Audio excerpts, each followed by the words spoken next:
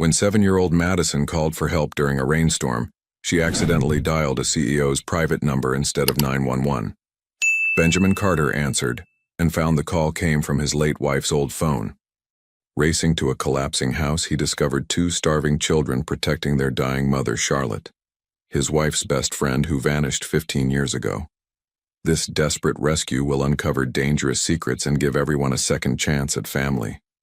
Before this story begins, subscribe to the channel and type Amen in the comments. A beautiful piece of good news may come your way very soon. And don't forget to tell us where you're watching from.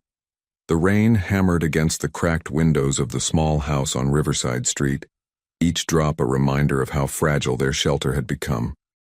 Madison pressed her face against the cold glass, watching the water pour through the holes in their ceiling, creating puddles that spread across the worn wooden floor like dark, expanding bruises.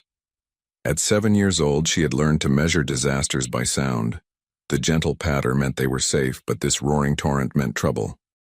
"Bella, don't cry," Madison whispered to her 2-year-old sister, who was wrapped in a purple cloth sling against her chest, exactly as their mother had taught her. The baby's tiny fingers clutched Madison's pink jacket, her blue eyes wide with confusion and fear. "I'll fix everything. I promise." Their mother, Charlotte, lay motionless on the sagging couch, her face pale as moonlight, her breathing shallow and labored. She had been sick for 3 days now, barely able to lift her head, let alone care for her daughters. The fever had taken hold with cruel efficiency, leaving her trapped in a semi-conscious state while her children struggled to survive around her. Madison's stomach growled painfully. The last of their food, stale crackers and a half can of beans, had been ruined when the roof started leaking 2 hours ago. Everything was wet, everything was cold. Everything was falling apart.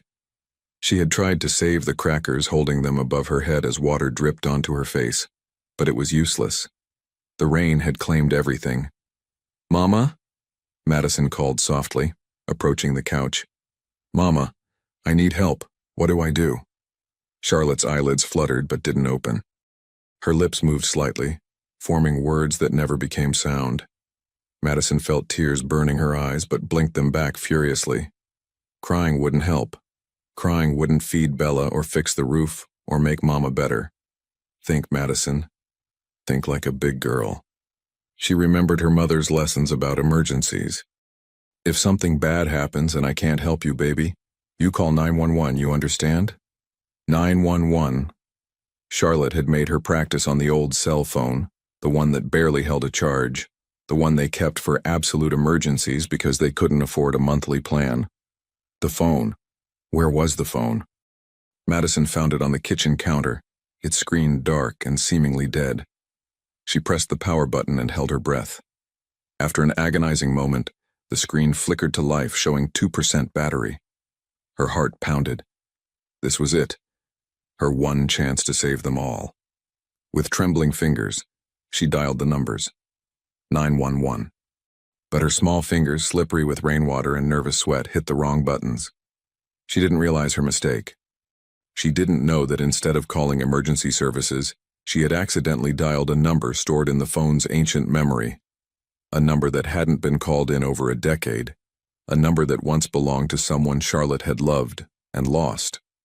The phone rang once, twice, 3 times.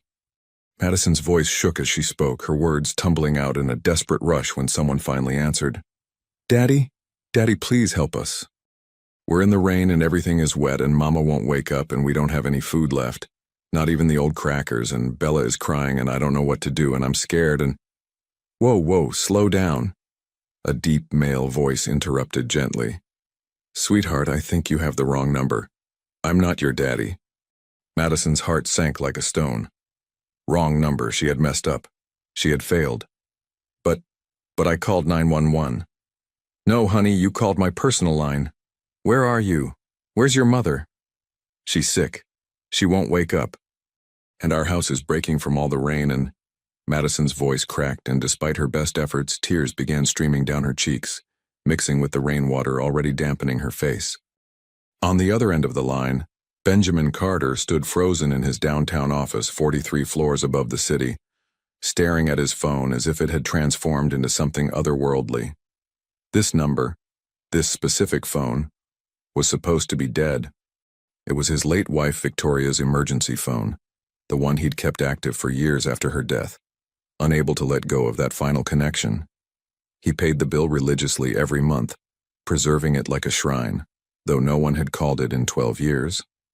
Until now. "Listen to me very carefully," Benjamin said, his voice taking on an authoritative calm that came from years of commanding boardrooms.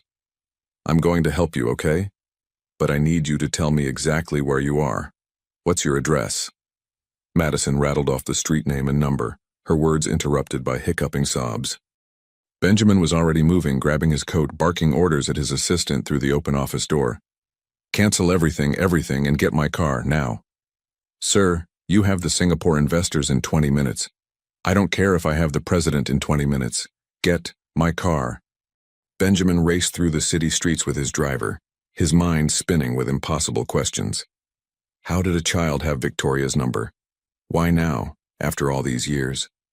The phone's GPS was leading them to the poorest section of Riverside, an area he'd driven through 100 times without truly seeing, a neighborhood where hope seemed as scarce as the sunlight.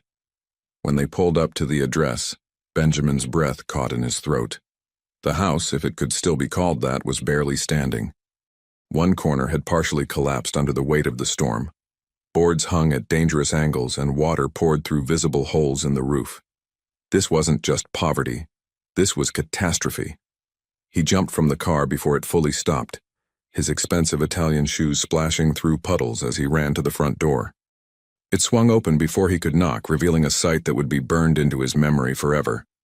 A little girl with long blonde hair, drenched to the bone, wearing a bright pink jacket over torn jeans, holding a large leaf over her head like an umbrella. Strapped to her chest in a purple cloth carrier was a tiny baby with round, frightened eyes. "You came," Madison whispered, her voice filled with such pure relief that Benjamin felt something crack open in his chest, something he'd kept carefully locked away for 12 long years. "Of course I came," he said softly, kneeling in the puddle before her so they were eye level. "I promised, didn't I? Now let's get you and your sister somewhere safe and dry. Can you show me where your mother is?" Madison nodded and turned back into the house. Benjamin followed, his heart hammering not from exertion but from a growing sense of dread. Something about this situation felt cosmically wrong, as if he'd stumbled into a story that had been written long before this moment, with invisible ink only now becoming visible. The interior of the house was worse than he'd imagined. Water dripping everywhere, furniture that looked salvaged from dumpsters, walls with visible mold, and a cold that seemed to emanate from the very foundation. This was a place where survival was measured in days, not years. And then he saw her. And then the woman on the couch, pale and shivering, her long blonde hair matted against her fevered face, her features sharp with illness and deprivation. Benjamin felt the world tilt sideways, felt his knees threaten to buckle beneath him. No, it couldn't be. It was impossible. Charlotte. The name escaped his lips as barely a whisper, a prayer and an accusation all at once. The woman's eyes fluttered open, struggled to focus, and then widened with recognition and horror. "Ben? Oh God. Ben, no, you weren't supposed to. This isn't. I never wanted you to. You're alive." Benjamin's voice was hollow, shock rendering him almost mechanical.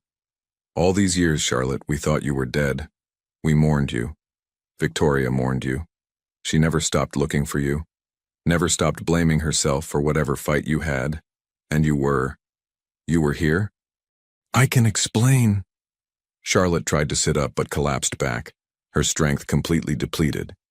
"Mama!" Madison cried out, rushing to her mother's side. Benjamin snapped back to the present crisis, his questions temporarily buried under the more immediate need. "We need to get your mother to a hospital. Now."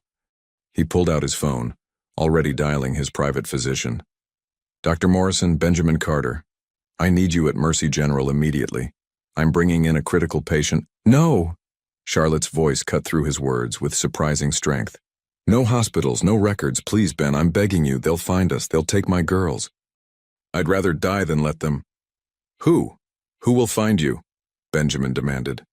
but Charlotte had already slipped back into semi-consciousness, her warning hanging in the air like smoke. Madison pulled on Benjamin's expensive coat sleeve. "Mister, is my mama going to die?" Benjamin looked down at the 7-year-old girl, at her brave face trying so hard not to crumble, at the baby sister she protected with such fierce devotion, and he made a decision that would alter the course of all their lives. "No, sweetheart, I won't let that happen. I'm going to take care of all of you now, but I need you to trust me, okay? Even when things seem scary, even when you don't understand what's happening, I need you to trust that I'm doing the right thing. Can you do that?" Madison studied his face with an intensity that seemed far too old for her years, as if she'd learned to read people as a survival skill. Whatever she saw there must have satisfied her because she nodded slowly. "Okay, I trust you. What's your name?" "Benjamin, but you can call me Ben." "Okay, Mr. Ben. I trust you." Within minutes, Benjamin had coordinated a small operation. His driver brought blankets from the car. His assistant, who'd followed in a second vehicle, began documenting the house's condition with photos. And Benjamin himself carefully lifted Charlotte from the couch, shocked by how light she was, how fragile, this woman, who'd once been Victoria's vivacious best friend, full of life and laughter. Madison gathered a few belongings in a small backpack, some clothes for herself and Bella, a worn stuffed rabbit, and a small wooden box she clutched protectively. "These are Mama's special things," she explained. "She says I have to keep them safe no matter what." As they loaded into Benjamin's car, Madison with Bella in her arms in the back seat beside her mother, the little girl looked back at the collapsing house one final time. "Are we coming back?" she asked quietly. Benjamin met her eyes in the rearview mirror. "No, Madison, you're never coming back here. I'm taking you somewhere safe. Somewhere warm and dry where you'll have food and beds and everything you need." "But what about Mama? You said no hospital." "I'm taking you to my home. I have a doctor who makes house calls. He'll take care of your mother there privately. No records, no questions, just healing." As they pulled away from Riverside Street, Benjamin glanced at Charlotte's unconscious form, at the two little girls who'd somehow ended up with his late wife's phone number, at the mysterious box Madison protected so carefully, and he knew with absolute certainty that nothing about this rescue was accidental. This was destiny reaching back through time, correcting some cosmic mistake, bringing together pieces of a puzzle he didn't even know existed. But the question that haunted him as they drove through the rain toward his estate was simple and terrifying. What secret was worth hiding in poverty for 15 years? What was Charlotte so afraid of that she'd rather die than seek help? And why did he have the growing, sickening feeling that the answer was connected to Victoria's death? The rain continued to fall as they left the broken neighborhood behind, washing away the past even as the future rushed toward them with the inevitability of a tidal wave. In the back seat, Madison whispered softly to her baby sister, "It's okay now, Bella. We're going to be okay. The Rain Man came to save us." But Benjamin, listening to those words, wondered if salvation was really what awaited them, or if he'd just opened a door that should have stayed locked forever. Benjamin's estate sat on 5 acres of manicured land in the exclusive Millbrook Heights, a world away from Riverside Street in every measurable way. The main house was a stunning example of modern architecture, all glass and steel and clean lines, designed to maximize natural light while maintaining absolute privacy. As the car pulled through the security gates, Madison pressed her face against the window, her eyes wide with disbelief. "Mr. Ben," she whispered, "do you live in a castle?"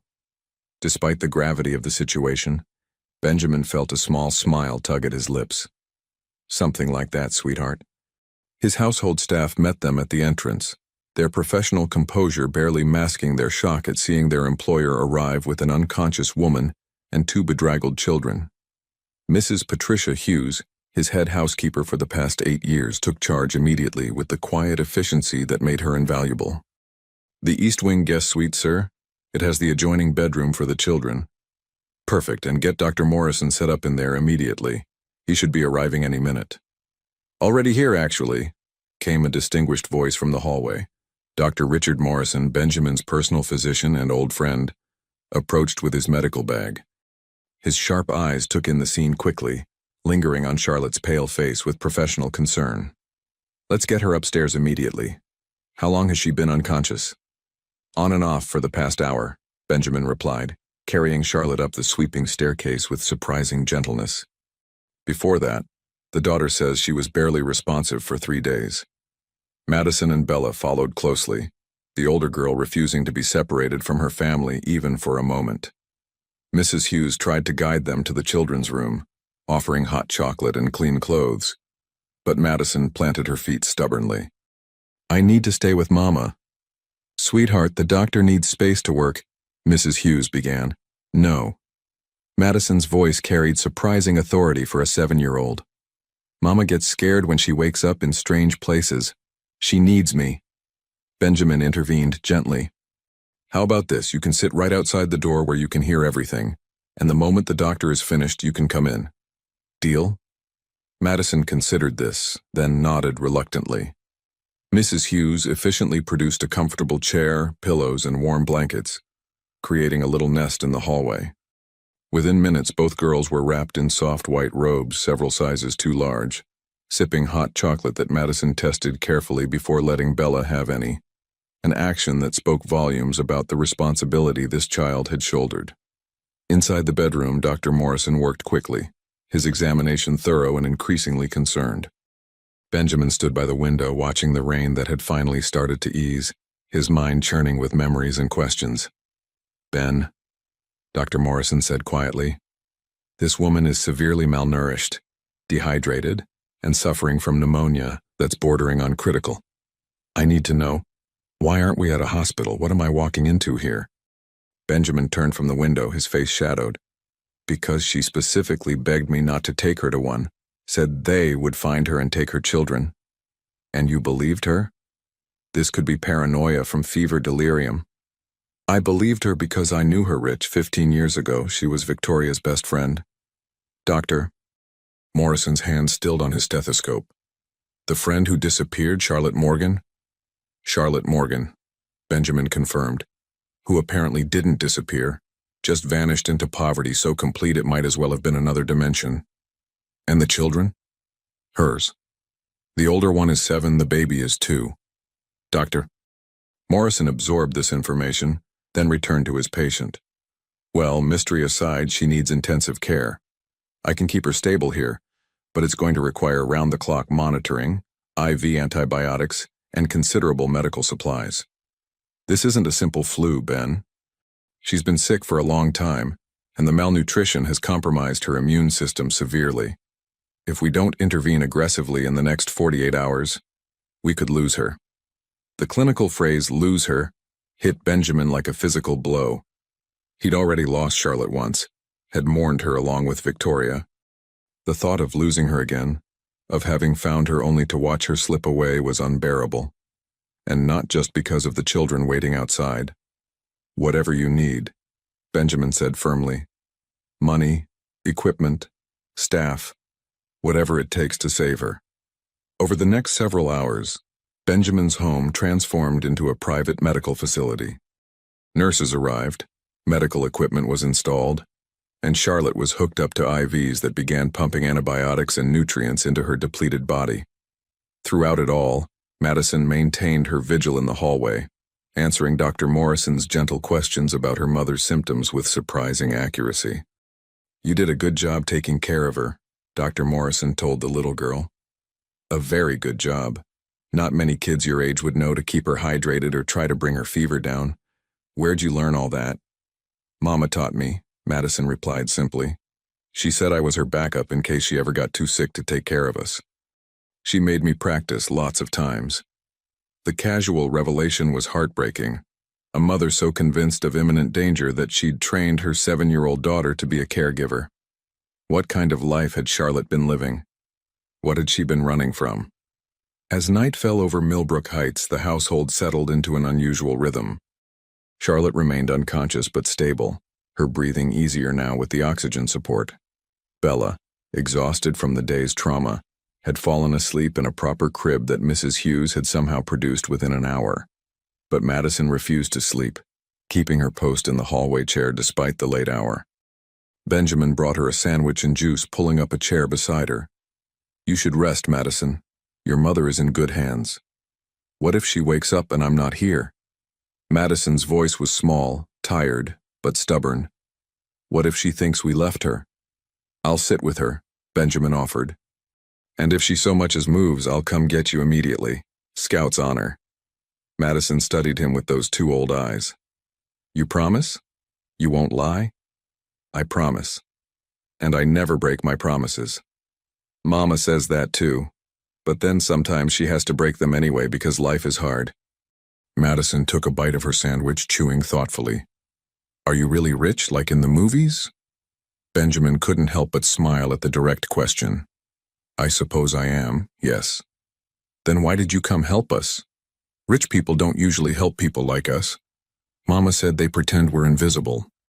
The observation cut deep, all the more painful because it was largely true.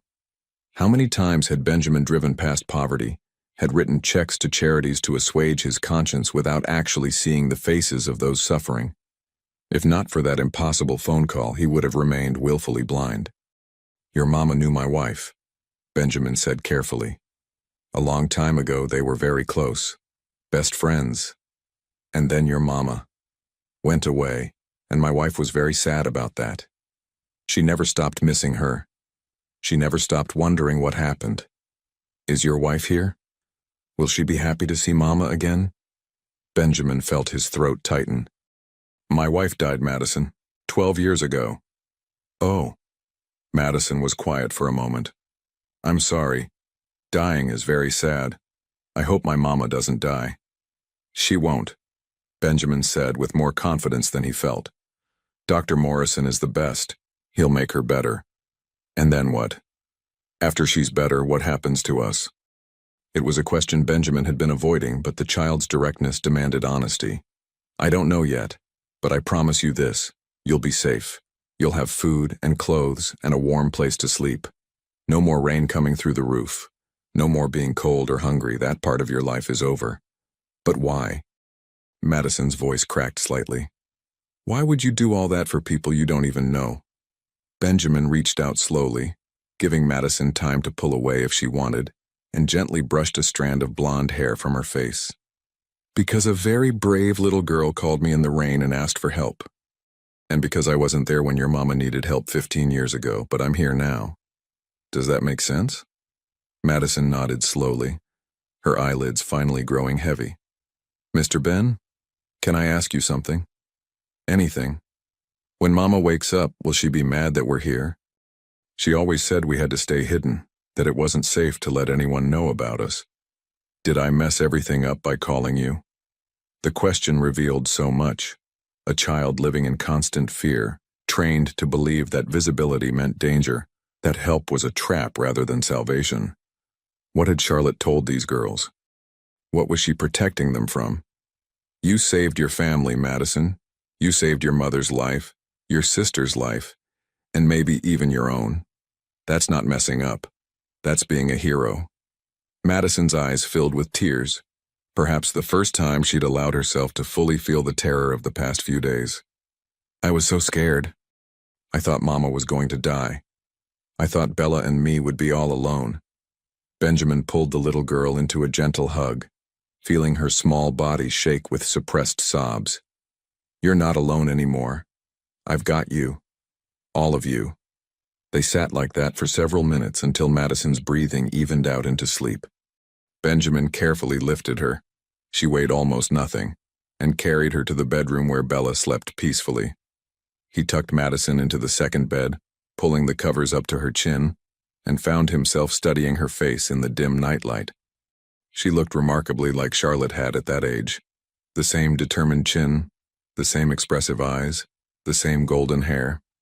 But there was something else in her features too, something that nagged at the edges of Benjamin's consciousness, but refused to come into focus. Returning to Charlotte's room, Benjamin relieved the night nurse for a moment of privacy. He pulled a chair close to the bed, studying the woman who'd haunted Victoria's nightmares and guilt for years. "I don't know if you can hear me, Charlie," he said softly, using Victoria's old nickname for her, "but you need to wake up. You need to explain what happened, where you've been, why you disappeared. Victoria died thinking she'd somehow driven you away, thinking your friendship ending was somehow her fault. She never knew. Whatever the truth is, she never got to know it.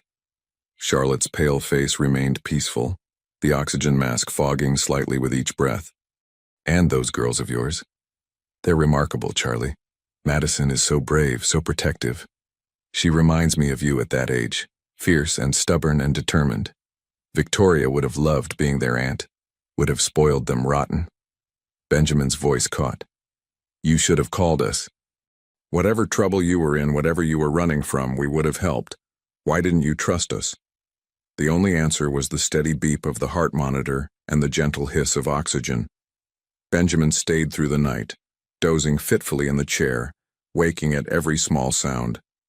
Around 3 a.m, Charlotte stirred, her eyes fluttering open briefly. They landed on Benjamin, and for a moment, confusion gave way to recognition, then to something that looked remarkably like regret. Ben, she whispered, her voice barely audible through the oxygen mask. I'm sorry, so sorry, never wanted this. Shh, don't try to talk, you need to rest, get your strength back. The girls, are they? Safe. Sleeping in the next room. Both perfectly fine. Charlotte's eyes filled with tears. Thank you. But you have to. Be careful. He'll find out. He always finds out. Who, Charlotte, who are you afraid of? But she'd already slipped back into unconsciousness, her cryptic warning hanging in the air like a prophecy. As dawn broke over Millbrook Heights, painting the sky in shades of pink and gold, Benjamin stood at the window, watching the new day arrive. Behind him, Charlotte breathed steadily, her condition stabilized but far from resolved. In the next room, 2 little girls slept peacefully for perhaps the first time in their lives. And somewhere in this sprawling house, in the locked drawer of Benjamin's study, sat Victoria's old journals, the ones he'd never been able to bring himself to read after her death.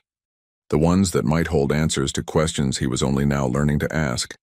What secret had driven Charlotte away? What had Victoria known or suspected? And why did Benjamin have the growing, inexorable feeling that the truth, when it finally emerged, would shatter everything he thought he knew about his past? The rain had stopped, but the storm Benjamin sensed was only beginning. 3 days passed in a strange, suspended reality. Charlotte's condition improved slowly under Dr. Morrison's care. Her fever broke, her breathing strengthened, and consciousness returned in longer, more coherent intervals. But each time Benjamin tried to ask about the past, about what had happened 15 years ago, Charlotte would become agitated, her heart rate spiking on the monitors until he backed off, promising they could talk later, when she was stronger. Madison and Bella, meanwhile, adapted to their new environment with a mixture of wonder and wariness. Mrs. Hughes had taken them shopping for clothes that actually fit, for shoes without holes, for toys and books that Madison approached with almost religious reverence. The little girl would spend hours in the estate's library, reading picture books to Bella, her finger carefully tracing each word as if committing them to memory. She's never had access to books before, Charlotte had whispered to Benjamin during one of her lucid moments, watching her daughters through the doorway. We couldn't afford them. The library was too far to walk with both girls. I tried to teach her from food labels and street signs, but her voice had broken then, shame and regret painting her pale features. Benjamin had discovered that Madison, despite never attending formal school, could read at a level far beyond her age. Charlotte had taught her using whatever materials they could find, scavenging newspapers from trash bins, memorizing billboards during their rare trips outside the neighborhood. The girl's hunger for learning was almost desperate, as if she understood intuitively that knowledge was a ladder out of the pit her mother had fallen into. On the 4th morning, Benjamin found Madison in the library again, this time staring at a framed photograph on the bookshelf, a picture from better days, showing Benjamin and Victoria at their wedding, laughing as confetti rained down around them. Standing beside Victoria, serving as her maid of honor, was a younger Charlotte Morgan, radiant in a blue dress, her smile genuine and bright. "That's my mama," Madison said quietly, not looking away from the photo. "She looks so happy. I've never seen her look like that in real life.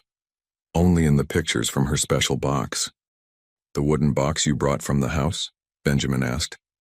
Madison nodded. She keeps it under her pillow always.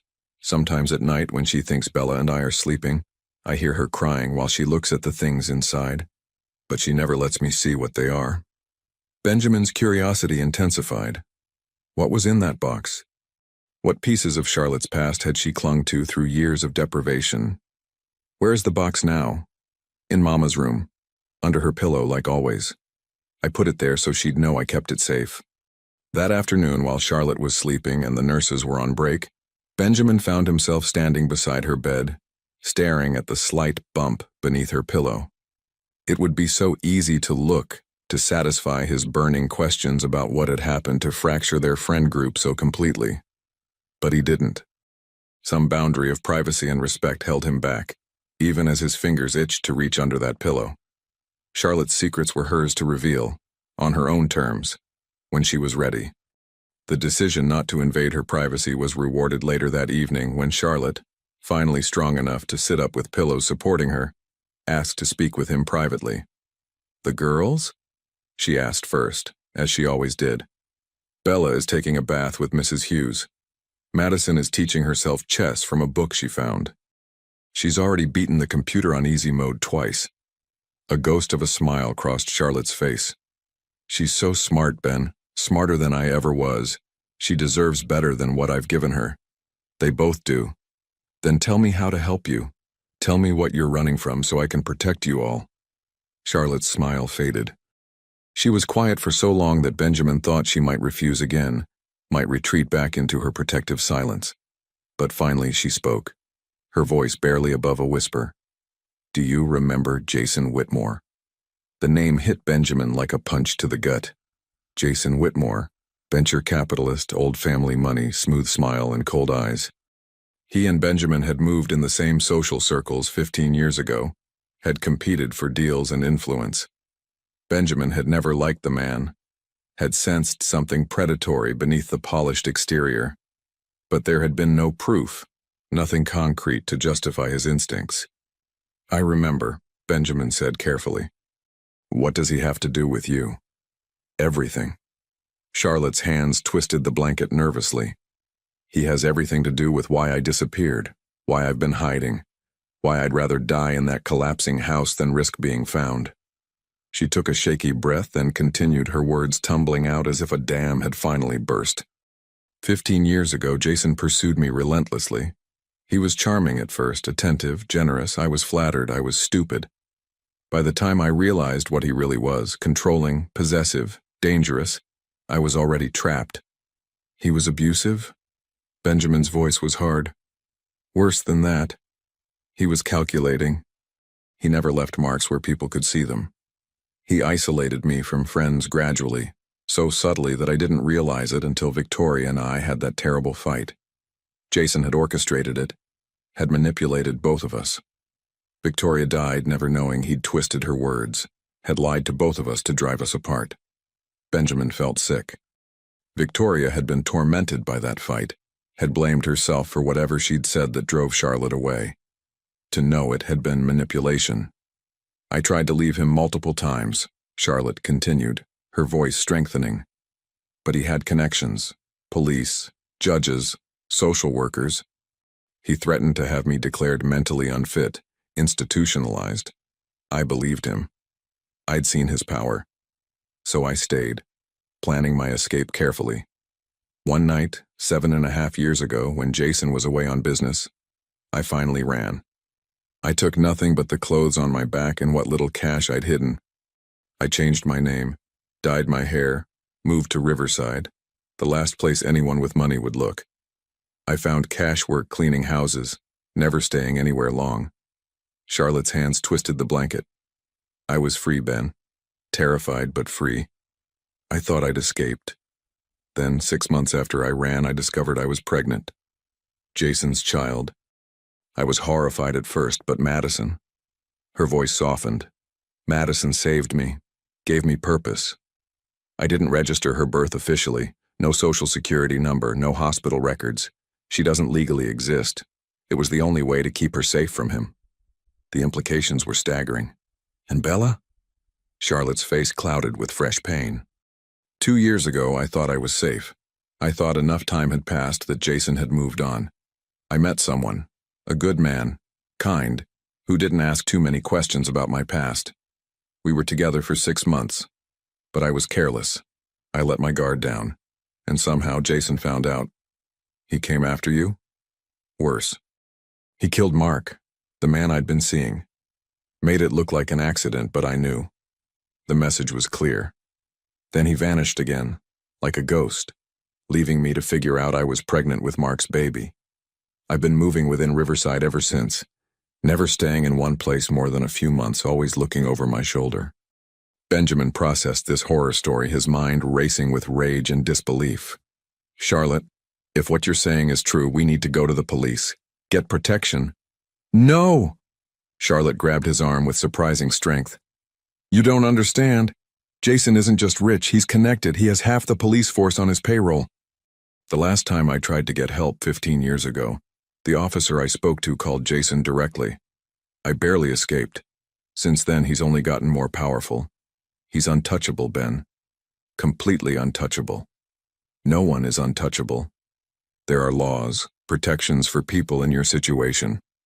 Laws are for people who have identities, Ben. I don't legally exist, my daughters don't exist, we're ghosts, and if Jason ever finds out about them... Charlotte's voice broke completely. He'll take them. He'll take my girls and I'll never see them again, or worse, I can't even say it. I can't let that happen. I'd rather die. I'd rather they think I'm dead than risk him finding them. The desperation in her voice was palpable, the fear real and deep. Benjamin sat back, trying to think through the impossible situation. Why did you keep Victoria's old emergency phone? That's how Madison reached me. She dialed what she thought was 911, but actually called that number. Charlotte closed her eyes. I found it after Victoria died. At her funeral, I was there, Ben, hiding in the back wearing a disguise. I needed to say goodbye, even if from a distance. Afterward, I went to our old meeting spot in the park, and I found a package she'd left there. Inside was her emergency phone and a letter. She wrote that if I ever needed help, to call that number. She'd kept it active for me, hoping I'd reach out someday, but I never did. I was too afraid. And now she's gone, and I never got to tell her. I never got to apologize or explain or... The grief and regret were overwhelming. Benjamin found himself grieving anew for Victoria, imagining her keeping that phone line active year after year, hoping her lost friend would call, never losing faith even when everyone else had given up. But I kept the phone charged, Charlotte whispered. It was my connection to her, to the life I'd lost. I told Madison if there was ever an emergency when I couldn't help, to dial 911 on that phone. I never dreamed she'd actually have to use it. I never imagined it would lead her to you. Maybe Victoria knew, Benjamin said softly. Maybe some part of her knew that someday, somehow, that phone would bring you back to safety. They sat in silence for a long moment, the weight of the revelation settling between them. Finally, Benjamin spoke with quiet determination. Jason Whitmore won't find you here. My security is state-of-the-art, and more importantly, there's no trail connecting you to me. As far as anyone knows, you're still ghosts. But Charlotte, we can't live in hiding forever. Your daughters deserve to exist, to have identities, to go to school and have normal lives. We need a long-term plan. What kind of plan? Charlotte asked warily. Benjamin's eyes hardened with resolve. The kind where we stop running and start fighting back, but first you need to fully recover. And I need to do some research, make some calls to people I trust. Will you trust me to do this? Will you let me help you the way Victoria would have wanted? Charlotte studied his face for a long moment, searching for something. Sincerity, perhaps. Or strength. Whatever she found there must have satisfied her because she nodded slowly. Okay. I'll trust you. But Ben, you need to understand what you're getting into. Jason Whitmore is dangerous. He's vindictive. If he finds out you're harboring me, he'll come after you too. He'll destroy you. Your company, your reputation, everything. Let him try, Benjamin said grimly. I've built my empire on legitimate means. I have nothing to hide and nothing to fear from him. And unlike you, I have resources, lawyers, and connections of my own. If it comes to a fight, I'm ready for it. Why? Charlotte asked softly. Why would you risk all that for us? We're nothing to you. Benjamin stood, walking to the window where rain had started falling again. A gentle patter this time, not the violent storm that had brought them together. You're not nothing. You're Victoria's friend. You're a mother trying to protect her children. And those girls in the next room, they called me in the rain asking for help. I'm not the kind of man who turns his back on that. Not anymore. What he didn't say, what he barely admitted to himself, was that in the 4 days since Madison and Bella had entered his life, something in him had awakened. His home, empty for 12 years except for staff and occasional business dinners, suddenly felt alive again. Madison's laughter when she discovered the library, Bella's happy babbling over breakfast. Even Charlotte's presence, complicated as it was, filled some void he'd forgotten existed. Get some rest, Benjamin said gently. Dr. Morrison wants you walking around the room tomorrow if you're up for it. Baby steps toward recovery. As he reached the door, Charlotte called out one more time. Ben? Thank you. For everything. For not turning us away. For believing me. For caring. He paused, looking back at the woman who'd somehow stumbled back into his life, carrying secrets and children and a whole universe of pain. Thank you for surviving, Charlie. Victoria would be so glad you're alive. So am I. That night, alone in his study, Benjamin pulled out his laptop and began researching Jason Whitmore. What he found in 3 hours of digging made his blood run cold. Whitmore had indeed become even more powerful. His venture capital firm now controlled significant portions of tech startups, real estate ventures, and, oddly, several private security companies. There were rumors, nothing concrete, but whispers about his involvement in activities that skirted the edges of legality. More troubling were the patterns Benjamin noticed in the gossip columns and society pages. Over the past 15 years, at least 3 women who'd been romantically linked to Whitmore had disappeared. Not dramatically, just faded from public view. None had filed complaints. None had made accusations.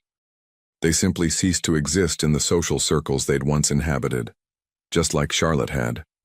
Benjamin sat back, his mind churning with dark possibilities. How many women had Whitmore terrorized into silence? How many lives had he destroyed with his combination of wealth, connections, and calculated cruelty? A knock on the study door interrupted his thoughts. Mrs. Hughes peered in apologetically. I'm sorry to disturb you, sir, but Madison is asking for you. She woke from a nightmare and won't settle unless she confirms you're still here. Benjamin followed her to the girls' room where Madison sat up in bed, clutching the worn stuffed rabbit, her face streaked with tears. Bella, miraculously, still slept soundly in the crib. Mr. Ben, Madison whispered, I dreamed the bad man found us and you sent us away. Benjamin sat on the edge of her bed, his heart aching at the fear in her voice. I will never send you away, Madison. You and Bella and your mama are safe here. I promise you that. But what if the bad man comes? Mama says he always finds us eventually. Then I'll deal with him, and Madison, listen to me. You don't have to be afraid anymore. You don't have to protect everyone by yourself. That's my job now. You're just a kid. You're supposed to read books and play and learn and be happy. Can you try to do that? Madison considered this revolutionary concept. I don't know how to just be a kid. I've always had to be careful, had to watch out for Bella, had to make sure Mama was okay. Then I'll teach you, Benjamin said gently. Starting tomorrow, we're going to start teaching you how to be 7 years old instead of 27. Deal? A small, tentative smile crossed Madison's face. Deal. Can I ask you something, Mr. Ben? Always. If you're not our daddy, and Mama says our real daddy is gone forever, can you maybe be like a daddy? Just pretend? The question hit Benjamin with unexpected force. In the days since the rain call, he hadn't let himself think too deeply about what role he was playing in these girls' lives. Rescuer, protector, provider. But father? That was something else entirely, something permanent. Something that came with responsibilities that terrified him. But looking at Madison's hopeful face, at the vulnerability she rarely let show, Benjamin found himself nodding. "I'd be honored to be like a daddy to you and Bella, if that's what you want, and if your mama is okay with it." "She will be," Madison said with surprising confidence. "I heard her telling the doctor that you're a good man. Mama doesn't say that about anybody. Usually she says men are dangerous." "Most men aren't dangerous," Benjamin corrected gently. "But the ones who are can be very dangerous indeed. Your mama learned that the hard way. But she's safe now. You all are." Madison lay back down, apparently satisfied. "Mr. Ben, will you read me a story? Mama used to make them up, but she's too sick still." Benjamin selected a book from the shelf, a beautifully illustrated fairy tale about a princess who saved herself, and read until Madison's breathing evened into sleep. As he quietly left the room, he caught sight of Charlotte standing in her doorway, supported by a walker, watching him with an expression he couldn't quite decipher. "You're good with her," Charlotte said softly. "Natural." "She's an easy kid to be good to," Benjamin replied. "Brilliant, brave, and kind despite everything she's been through." "You raised her well, Charlotte."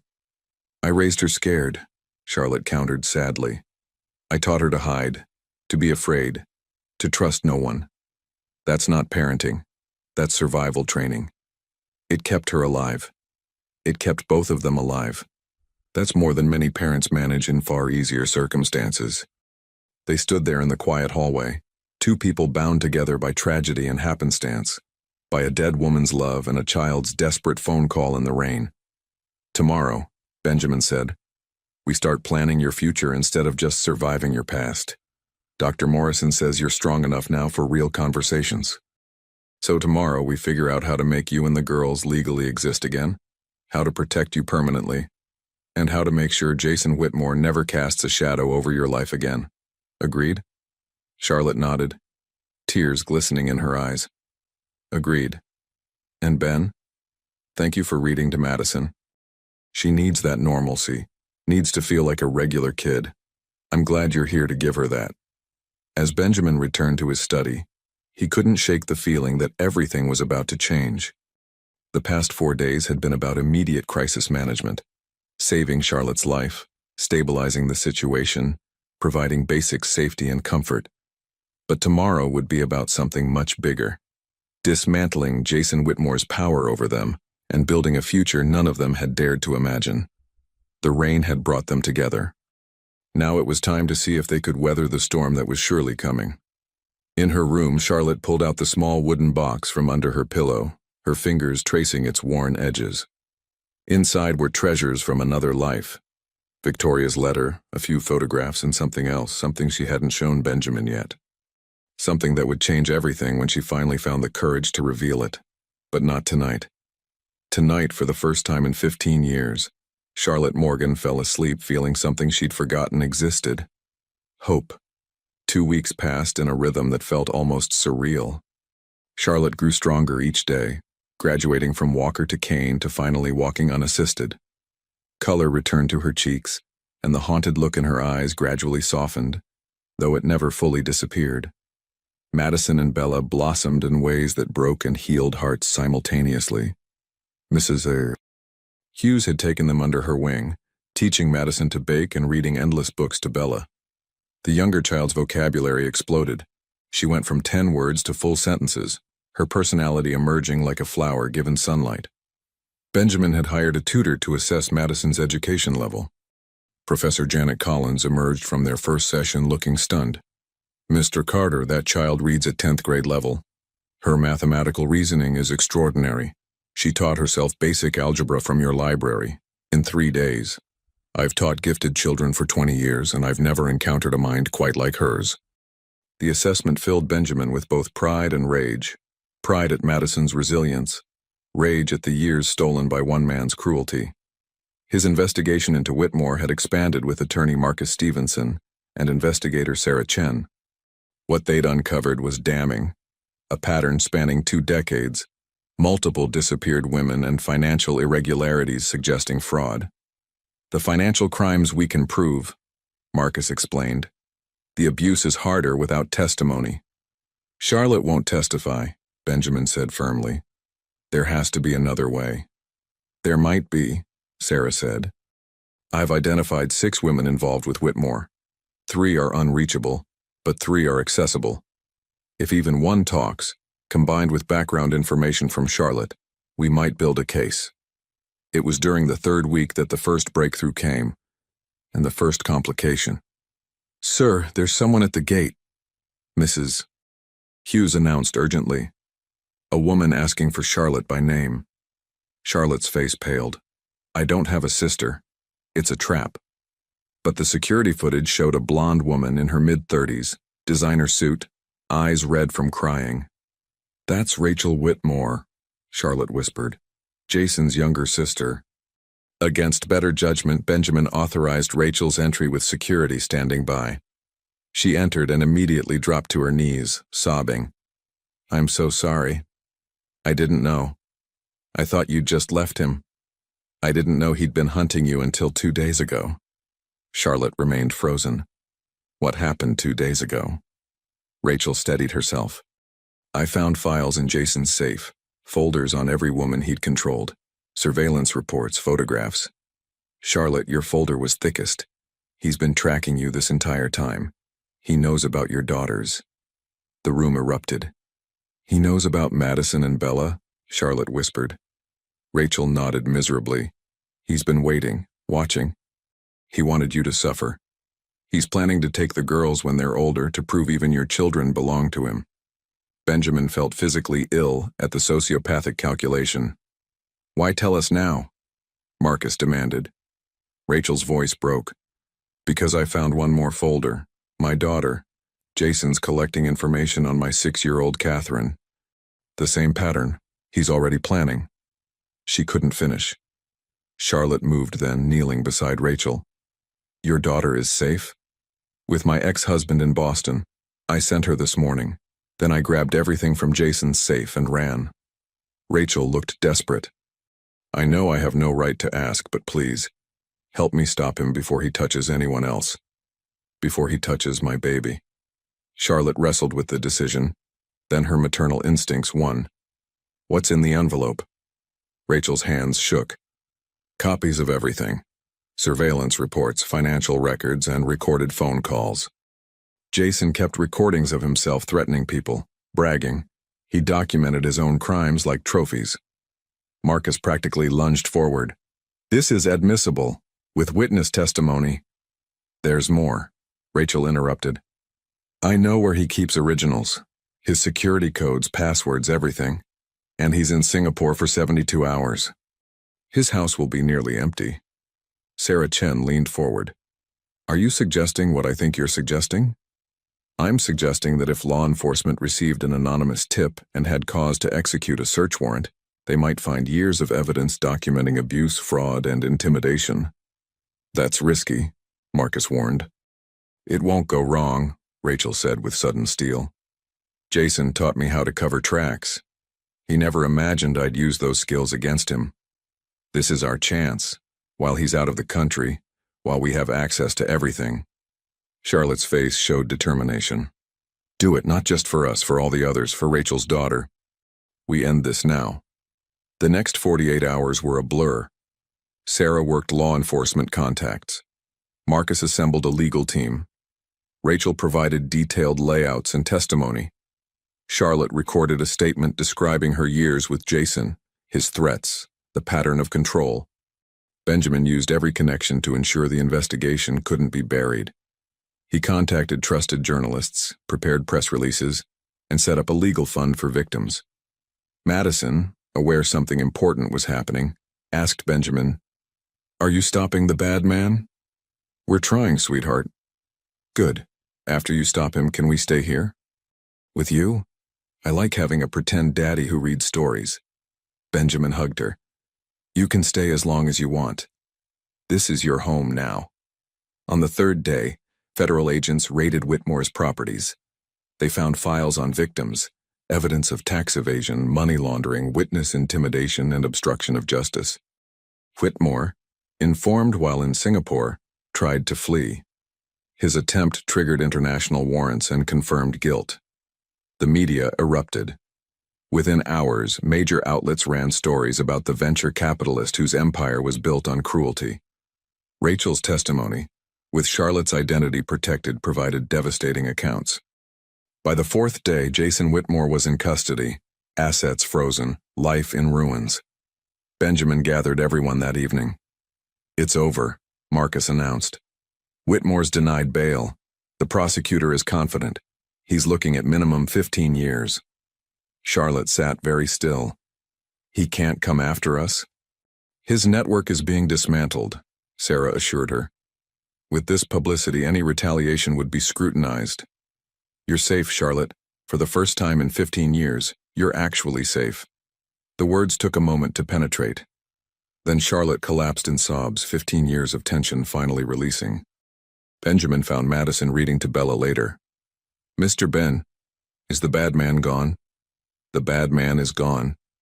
Your mama doesn't have to be scared anymore." Madison processed this seriously. "Does that mean I can go to real school?" "It means you can do anything you want, Madison. Then I want to stay here and learn things and have a pretend daddy and help mama be happy again.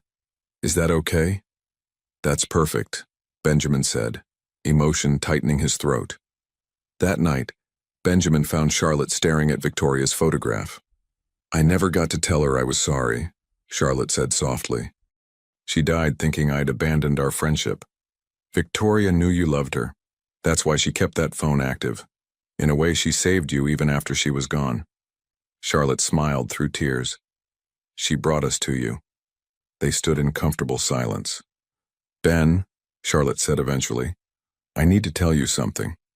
She pulled a photograph from her pocket, Victoria and Charlotte together, Victoria's hand on Charlotte's pregnant belly.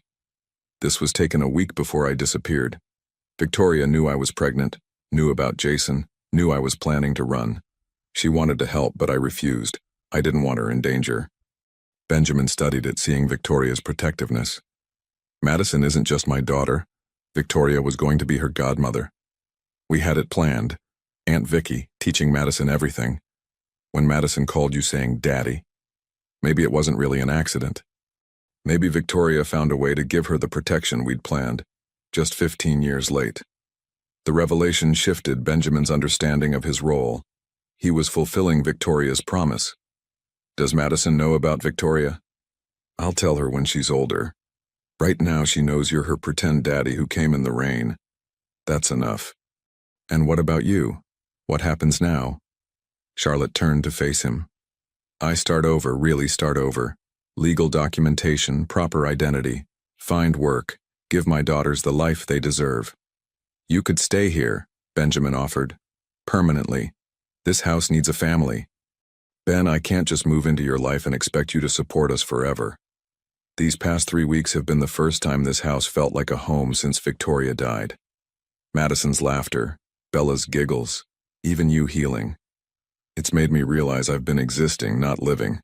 If you're willing, I'd like to do this properly. As a family."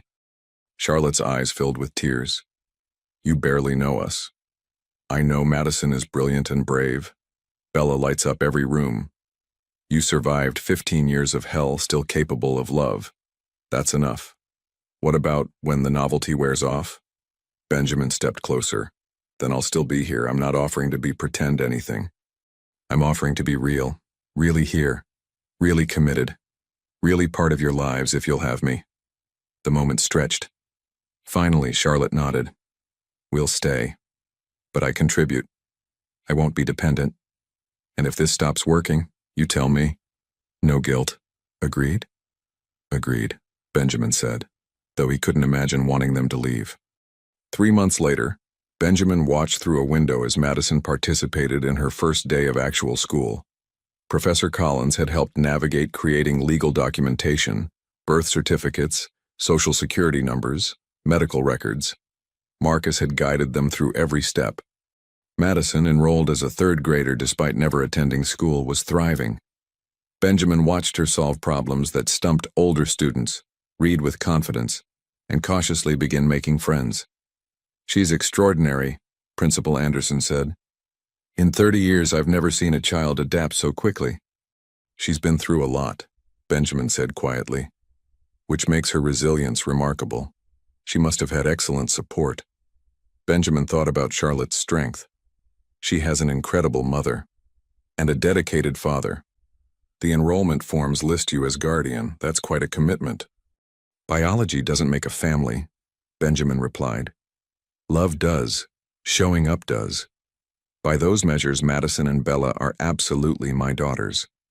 Formal adoption proceedings had begun. Charlotte initially resisted, but Benjamin was adamant. He wanted to be their father legally and emotionally. This protects them, he'd told Charlotte. If anything happens to you, they're secure. They have a legal parent. Charlotte had agreed, her eyes full of gratitude and something else, something growing between them slowly and carefully. They hadn't named it yet. Both were too cautious, too aware of needing to prioritize the children. But it was there, undeniable, in Charlotte's face lighting up when Benjamin came home, in their accidentally on purpose touching hands, in conversations stretching past midnight. Benjamin's phone buzzed. How's our girl doing? He smiled at our girl and typed, she's perfect, making friends, no need to worry. Already planning to be there at pickup. And Ben, thank you for everything. The board meeting he'd been dreading awaited. Since the Whitmore scandal, Benjamin's involvement had made him controversial in certain circles. Some praised his courage. Others questioned his judgment. 2 board members resigned. 3 major deals fell through. His company's stock took a temporary hit. Benjamin didn't care. Not even a little. He'd gladly sacrifice every deal if it meant Madison could go to school safely, Bella could grow up without fear, and Charlotte could breathe freely. The meeting was contentious. 3 hours of discussion about whether Benjamin's personal life had become a liability. Finally, Benjamin had enough. Gentlemen, he stood, commanding attention. I built this company from nothing. I made everyone here wealthy. I've never made a major decision based on emotion rather than strategy. But I learned something. There are things more important than quarterly earnings. There are lines that shouldn't be crossed, people who shouldn't be abandoned. He paused, meeting each member's eyes. If my decision to protect my family makes me a liability, I invite you to leave.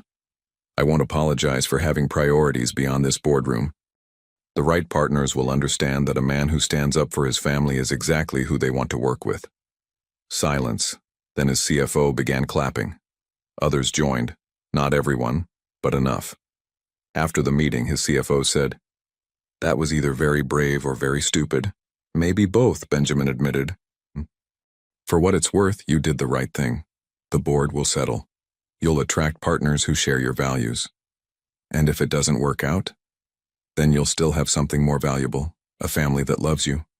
Not everyone gets a second chance at that." Benjamin thought about those words driving to pickup.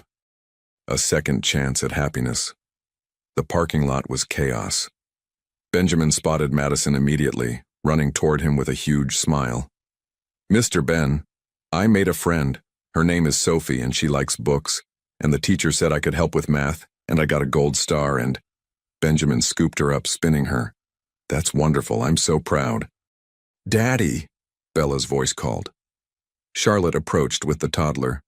Bella had recently started using daddy for Benjamin. The word hit him in the chest every time. "There's my other girl," he said, taking Bella. "Did you have fun today?" "We went to the park. I swung so high." She was fearless, Charlotte added, smiling. They made quite a picture. Benjamin in his rumpled suit holding both girls while Charlotte stood close, her hand on his shoulder. A family. "Ice cream," Madison suggested. "To celebrate?" "Ice cream sounds perfect," Benjamin agreed. At the ice cream shop, Madison announced, "This is my pretend daddy, but he's going to be my real daddy soon because we're doing adoption papers." The woman smiled. "That's wonderful, honey. He always picks chocolate," Madison said confidently. Benjamin raised eyebrows. "How do you know?" "I pay attention." "That's how you learn about people. You watch and remember. Mama taught me that." It spoke volumes about how Madison learned to survive, by reading people, noticing patterns, staying alert. That evening, after the girls were in bed, Benjamin and Charlotte sat on the patio watching sunset. "I got an offer today," Charlotte said quietly, "for a job." Benjamin tried ignoring worry. That's great, what kind? Rachel wants me to work with her. She's starting a foundation, support services for abuse survivors, legal advocacy, resource coordination. She wants me to help run it, to use my experience to help others.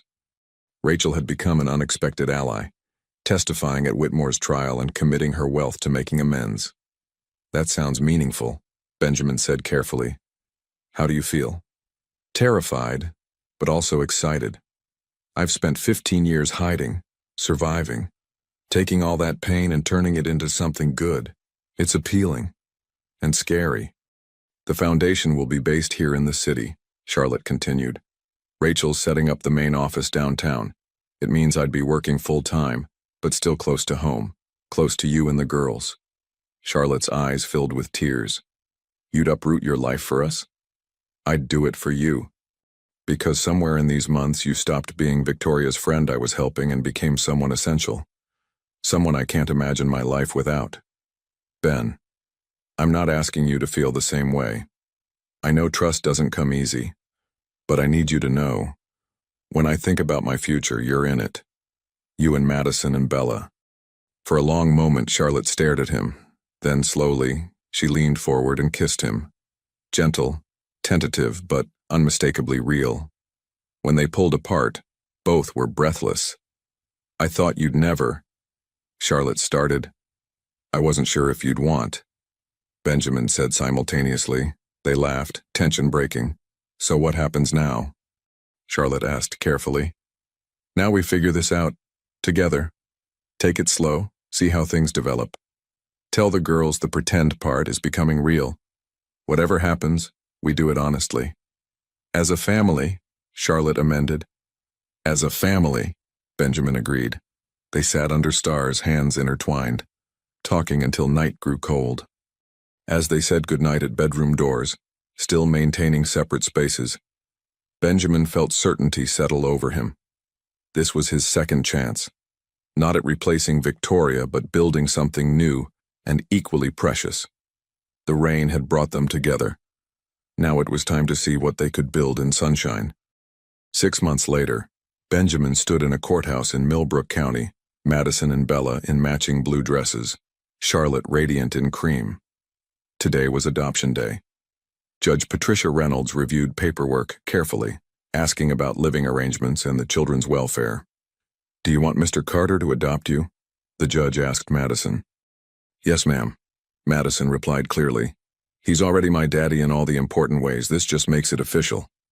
What are the important ways? Madison considered seriously. He keeps us safe. He helps with homework. He reads stories even when tired. He listens when I'm worried.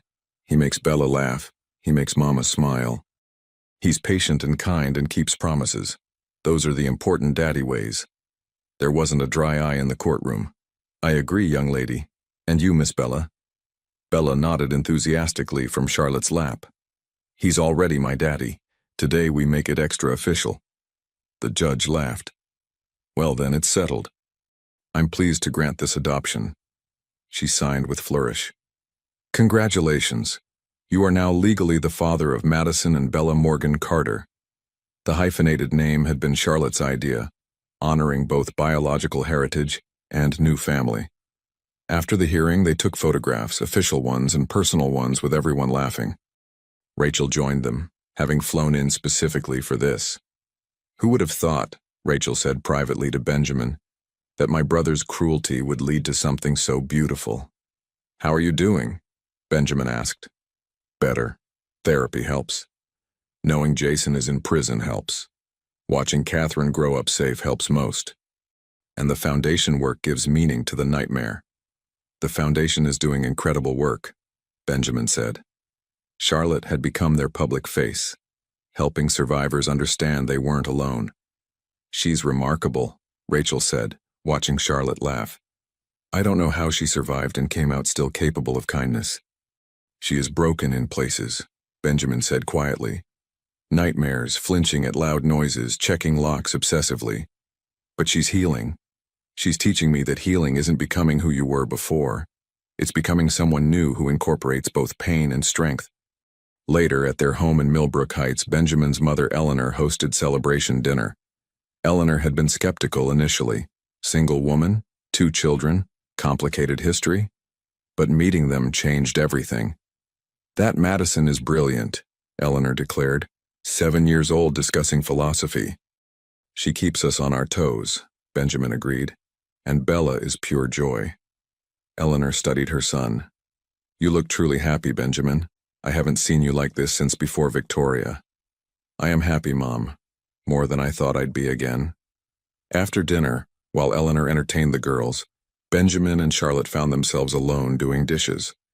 "Your mom is wonderful," Charlotte said. "She loves the girls. You should hear her bragging about her new granddaughters." Charlotte's eyes misted. "I never thought. When I was in that collapsing house, I couldn't have imagined this. A family, community, people who care because they want to." "It's real," Benjamin assured her. "All of it." "It's real, Charlie." She looked up. "What are we, Ben? To each other?" The question they'd been dancing around for months. "I know what I want us to be," Benjamin said carefully. "Ben," Charlotte interrupted, "I spent 15 years afraid to want anything. But watching Madison and Bella thrive, working at the foundation, it's teaching me hope isn't weakness. So I'm going to be brave. I want you, us, a real relationship. I want to stop pretending and admit I fell in love with you." Benjamin cupped her face gently. "I fell in love with you the night you thanked me for reading to Madison. I realized you were trusting me with your treasures. I've been in love for months. I was just waiting for you to be ready." This kiss was different. Certain, passionate, full of promise. "So what now?" Charlotte asked. "Whatever we want," Benjamin replied. "That's the beautiful thing about second chances. But I have a suggestion." He pulled out a small box containing 2 keys on a house-shaped keychain. "Keys to the Millbrook house. I had it transferred into joint ownership, yours, mine, and a trust for the girls. It's not a proposal yet, but it's a statement. This is your home. You belong there." Charlotte took the keys with shaking hands, understanding the significance. Not just property, permanence, commitment. "Thank you for everything. For coming when Madison called. For protecting us. For loving my daughters. For loving me. Thank you for trusting me. For being brave enough to accept help. For letting me be part of your lives. For giving me a reason to be more than just a businessman." From the living room. "Are you two hiding in the kitchen all night, or are we cutting this cake?" Charlotte laughed, wiping tears. "We should go."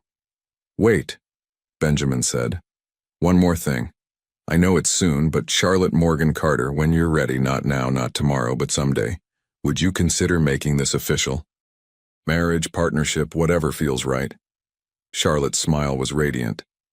"Yes, not today because we're still figuring things out and the girls need adjustment time. But someday, absolutely yes." They joined the celebration where Madison explained proper cake-cutting fairness and Bella wore more frosting than she'd eaten. As Benjamin watched his family, he thought about the impossible chain of events. A phone kept active for a decade, a little girl's panicked call, a woman's desperate need finally overcoming fear, a man lonely enough to answer and brave enough to get involved. Fate? Coincidence? He didn't know or care. What mattered was they were here, building something beautiful from past ruins. Madison caught his eye and signed "I love you" in the sign language he'd been teaching. He signed back, watching her face light up. That night, on the estate's back patio overlooking the manicured gardens, Charlotte curled against Benjamin's side. "Do you ever wonder what Victoria would think?" Charlotte asked. "Every day. I think she'd be happy. She always believed in second chances. I wish she could meet Madison and Bella." "She does love them," Benjamin said with certainty. "Because without her keeping that phone active, without her note, none of this would have happened. Victoria brought us together. This is her gift, especially to girls who needed a father. They didn't just get anyone, they got you. Victoria would be proud." Charlotte spoke again thoughtfully. "You know what I realized today?" "What's that?" "Rain saved us. That terrible storm that destroyed our house, that scared Madison into calling. That rain led us to you. To safety, to family, to this life. I spent 15 years seeing rain as a threat. But now when it rains, I'll remember it brought us home. As if on cue, summer rain began falling, pattering gently on the patio stones. Charlotte lifted her face to it, smiling, no longer afraid. "Come on," Benjamin said. "Let's get inside before we get soaked." "Actually," Charlotte said, holding his hand, "let's stay just a minute. I want to remember this. Us. This moment.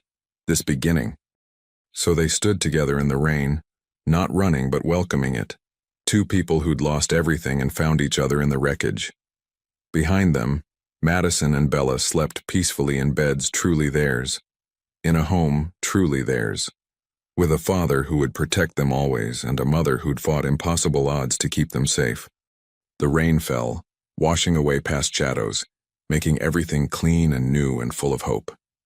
Benjamin Carter understood what Victoria had known all along. Love doesn't end when people leave. It transforms. It finds new expressions. It reaches across time to bring together the people who need each other most. Madison's rain call had been answered, and in the answering, everyone had found their way home.